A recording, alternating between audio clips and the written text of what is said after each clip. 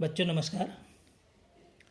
कक्षा 10 गणित बीजगणित इकाई 2 बहुपद के अध्याय में पिछले वीडियो से आगे हम आपको आज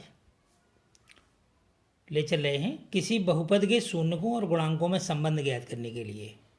किसी बहुपद के शून्यकों और गुणांकों में क्या संबंध होता है ये समझाने के लिए। तो इस संबंध में पिछली कक्षा 9 में हमने आपको पढ़ाया था कि द्विघात बहुपद का जब गुणनखंड करते हैं तो अचर पद के जो गुणनखंड करते हैं उसके योग के बराबर मध्य पद को होना चाहिए।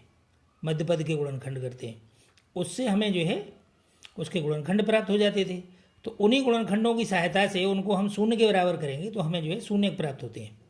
तो इसमें देखिए अब हम रैखिक बहुपद के बारे में पहले विचार करते हैं। तो रैखिक बहुपद पी एक्स बराबर ए एक्स प्लस बी। तो इसका शून्य क्या होगा, इसमें से हम अचर पद और x का गुणांक निकाल लेंगे यहाँ से। तो ये सूत्र हो जाएगा माइनस बी अपॉन ए बराबर माइनस अचर पद बटा x का गुणांक। क्योंकि जो मानक समीकरण होता है वो है, मानक द्विघात समीकरण है वो है A X square plus B X plus C. जो मानक द्विघात समीकरण है वो है A X square plus B X plus C. तो उसी से जो भी समीकरण हमें दिया जाएगा उससे हम तुलना करेंगे तो उससे हमें ए बी सी प्राप्त हो जाएगा। तो सीधा इसी सूत्र से माइनस बी अपॉन ए से बहुत ही इजीली, बहुत साधारण तरीके से हम इसका शून्य ज्ञात कर सकते हैं। इसी प्रकार द्विघात बहुपद, यदि अल्फा और बीटा द्विघात बहुपद P X A X square plus B X plus C जहाँ ए नॉट इक्वल टू 0 के शून्यक हैं तब शून्यकों का योग alpha plus beta equal to minus x का गुणांक बटे एक्स स्क्वायर का गुणांक। तो माइनस एक्स का गुणांक क्या है, यहाँ माइनस एक्स का गुणांक बी है तो इसलिए यहाँ ये माइनस बी हो गया, और एक्स स्क्वायर का गुणांक ए है इसलिए बटा ए हो गया। तो सूत्र हो गया माइनस बी अपॉन ए। तो इस प्रकार से हम शून्यकों का योग ज्ञात कर लेंगे। फिर हम शून्यकों का गुणनफल अल्फा बीटा बराबर अचर पद बटे एक्स स्क्वायर का गुणांक। तो अचर पद क्या है इसमें सी, और एक्स स्क्वायर का गुणांक क्या है, एक्स स्क्वायर का गुणांक ए है तो ए रख लेते सी अपॉन ए। तो ये इसका सूत्र हो गया। इससे हम बड़ी साधारण तरीके से शून्यकों का योग और शून्यकों के गुणनफल की सहायता से हम शून्य ज्ञात कर सकते हैं। फिर यदि हमें मान लीजिए अब हमें इसके शून्यक दिए गए हैं और फिर हमें द्विघात बहुपद ज्ञात करना है तो उसके लिए क्या सूत्र होगा। तो एक द्विघात बहुपद जिसके शून्यक अल्फा और बीटा हैं तब बहुपद निम्न प्रकार से होगा। तो पी एक्स बराबर होगा x square minus alpha beta x plus alpha beta. यहाँ ये योग हो गया, शून्यकों का योग हो गया, ये शून्यकों का गुणनफल हो गया। तो शून्यकों का योग और गुणनफल दिया है या हमें शून्यक दिए हैं तो हम बहुपद ज्ञात कर सकते हैं। अब आइए प्रश्नावली 2.2। प्रश्न नंबर 1, इसमें 6 खंड हैं। तो निम्न द्विघात बहुपदों के शून्य ज्ञात कीजिए और शून्यकों तथा गुणांकों के बीच संबंध की सत्यता की जांच कीजिए। तो देखिए पहला खंड लेते हैं यहाँ से, x square minus 2x minus 8। तो ये हो गया पी एक्स बराबर x square minus 2x minus 8। तो अब यहाँ हम जो अचर पद है 8 के हमने गुणनखंड किए, यहाँ रफकारी लिख करके अलग से c इक्वल टू हो गया 8 और 8 के हमने गुणनखंड कर लिए, 4 दूना 8। अब 4 और 2 को हमें जोड़ना है तो जोड़ेंगे मतलब योगफल करेंगे कुल, उसमें हमें -2 लाना है। तो इसलिए 4 माइनस का हो जाएगा और 2 प्लस का। तो -4 प्लस 2 इक्वल टू हो गया -2। तो ये -2 आ रहा है तो इस प्रकार से यहाँ रखेंगे इसको, x square minus 4x plus 2x minus 8। अब इसमें हम कॉमन ले लेंगे, 2 में 2 के जोड़े बनाएंगे ये। तो ये x माइनस 4, एक्स का इसमें हमने भाग दिया तो ये x का इस 4x में भाग दिया तो ये आ गया 4। तो x माइनस 4 कोष्ठ बंद प्लस, अब इसमें क्या कॉमन है, इसमें 2 कॉमन है तो 2 कॉमन लिया हमने तो ये हो गया x माइनस 4। 2 से 2 कट जाएगा, यहाँ x आएगा, 2 से 2 चौको 8। तो इस प्रकार से x माइनस 4। अब ये इसमें 2 खंड है यानी 2 पद बनेंगे इसके धन चिन्ह के साथ, संख्या अलग अलग हो रही है। तो इसमें से x माइनस 4 और इसमें भी है x माइनस 4, तो हमने x माइनस 4 कॉमन ले लिया तो x माइनस 4 का भाग इसमें जब दिया तो ये कट गया इससे, तो बचा x, फिर इसमें x माइनस 4 का भाग दिया तो ये 2। तो इस प्रकार से इसके गुणनखंड पिछली बार भी कक्षा 9 में हमने इसी प्रकार आपको समझाए थे, x माइनस 4 और x प्लस 2। शून्य ज्ञात करने के लिए पी एक्स बराबर 0 लेते हैं, तो इसलिए अब यदि पी एक्स 0 है तो उसके गुणनखंड में से कोई एक न एक गुणनखंड 0 होगा, इसलिए x माइनस 4 इक्वल टू 0, तो x इजिकल टू 4, तथा x प्लस 2 इक्वल टू 0, तो x इजिकल टू माइनस 2।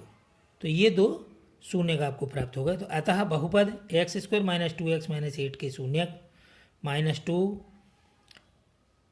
तथा 4 है। अब इनकी सत्यता की जांच करेंगे कि ये सही है या गलत हैं। तो सत्यता की जांच, शून्यकों का योग alpha plus beta equal to minus x का गुणांक अपॉन एक्स स्क्वायर का गुणांक। तो ये शून्यक हैं दोनों, तो इनको अल्फा प्लस बीटा के अनुसार इनको जोड़ दिया, minus 2 plus 4 equal to minus, अब एक्स का गुणांक देखिए, यहाँ एक्स का गुणांक क्या है, 1 है, एक्स का गुणांक यहाँ ऋण 2 है, तो ये एक्स का गुणांक रख लिया यहाँ ऋण 2, और एक्स स्क्वायर का गुणांक है 1, तो ये हमने रख लिया एक्स स्क्वायर का गुणांक 1। इनको हमने हल किया तो 4 में से 2 घटाए 2, और 1 का भाग यहाँ ऋण ऋण मिलकर के धन हो जाएगा, और 1 का भाग देंगे तो ये आ जाएगा 2। तो इस प्रकार 2 बराबर 2, तो ये सत्य सिद्ध हो गया, प्रूव्ड हो गया, ये सही संबंध है ये। इसी प्रकार से शून्यकों का गुणनफल अल्फा बीटा बराबर अचर पद बटा एक्स स्क्वायर का गुणांक। तो अचर पद कितना है, अचर पद है यहाँ ऋण 8, तो इसका मान रख लिया ऋण 8, एक्स स्क्वायर का गुणांक है 1, तो एक्स स्क्वायर का गुणांक रख लिया 1। इधर अल्फा बीटा का मान रखा तो माइनस 2 इंटू 4, इनका गुणा किया तो ये आ गया माइनस 8 इक्वल टू, और यहाँ 1 का भाग दिया तो ये ऋण 8। तो ऋण 8 बराबर ऋण 8, तो ये प्रूव्ड हो गया, ये इसकी सत्यता की जांच हो गई। इसका मतलब शून्यकों तथा गुणांकों के बीच संबंध सही है। हाँ, अब देखिए प्रश्न नंबर 1 का चौथा खंड। तो पी एक्स बराबर 4u स्क्वायर प्लस 8u। तो इसमें पहले हमने u कॉमन लिया, u इसमें भी है सम्मिलित, u इसमें भी सम्मिलित है, तो u हमने कॉमन ले लिया, तो u का इसमें भाग दिया तो ये आ गया 4u, प्लस इसमें u का हमने भाग दिया तो यहाँ 8 आया, तो ये हो गया 4u प्लस 8। अब हम देखते हैं इसमें कोष्टक में अभी और कॉमन ले सकते हैं। क्या कॉमन है अब इसमें, दोनों में 4 की संख्या, 4 दोनों में कॉमन है, तो हमने 4 कॉमन ले लिया, तो ये हो गया 4u, 4 का भाग दिया इसमें, तो 4 एकम 4, तो ये हो गया 1u यानी u, प्लस 4 दूना 8, तो ये 2 आ गए, तो ये हो गया 4u कोष्टक में u प्लस 2। अब शून्यांक ज्ञात करने के लिए 4u u plus 2 equal to 0, यानी पी एक्स इक्वल टू 0 रखते हैं। तो या तो 4u बराबर 0 तो u इक्वल टू 0, या u प्लस 2 इक्वल टू 0 तो u इक्वल टू माइनस 2। क्योंकि यदि पी एक्स इक्वल टू 0 है तो इसका मतलब है या तो इसमें 4u 0 है या फिर u प्लस 2 0 है, दोनों में से कोई एक शून्य अवश्य है, तभी पी एक्स 0 होगा। इसलिए यहाँ जो है दोनों के बराबर 0 रखा गया है। तो ये आपके शून्य के मान आ गए, एक है शून्य का आपका शून्य और एक है ऋण 2। तो अतः बहुपद 4u स्क्वायर प्लस 8u के शून्य शून्य और ऋण 2 है। अब इनकी सत्यता की जांच भी कर लेंगे। तो शून्य का योग alpha plus beta equal to minus x का गुणांक अपॉन एक्स स्क्वायर का गुणांक। तो ये 0 माइनस 2 फिर इक्वल टू एक्स का गुणांक क्या है, देखिए यहाँ एक्स का गुणांक क्या है, एक्स का गुणांक ये है 8, तो हमने यहाँ 8 रख लिया है। एक्स स्क्वायर का गुणांक क्या है, कितना है 4, तो हमने यहाँ 4 रख लिया, यानी हमने इसकी तुलना की है जो मानक समीकरण है A X square plus B X plus C से। तो सी इक्वल टू यहाँ 0 है, जो अभी आगे हम रखेंगे। तो ये हो गया, यहाँ इनको सॉल्व किया तो ये माइनस 2 इक्वल टू 4 से इसे डिवाइड किया तो 4 दूना 8, तो ये हो गया ऋण 2, ऋण 2 बराबर ऋण 2। इसका मतलब ये सत्य है संबंध इनका। इसी प्रकार शून्यकों का गुणनफल अल्फा बीटा बराबर अचर पद बटे एक्स स्क्वायर का गुणांक। तो अचर पद शून्य है, अचर पद इसमें है ही नहीं, तो अच्छा इसलिए अचर पद का मान 0 और एक्स स्क्वायर का गुणांक कितना है 4, तो हमने यहाँ 4 रख लिया।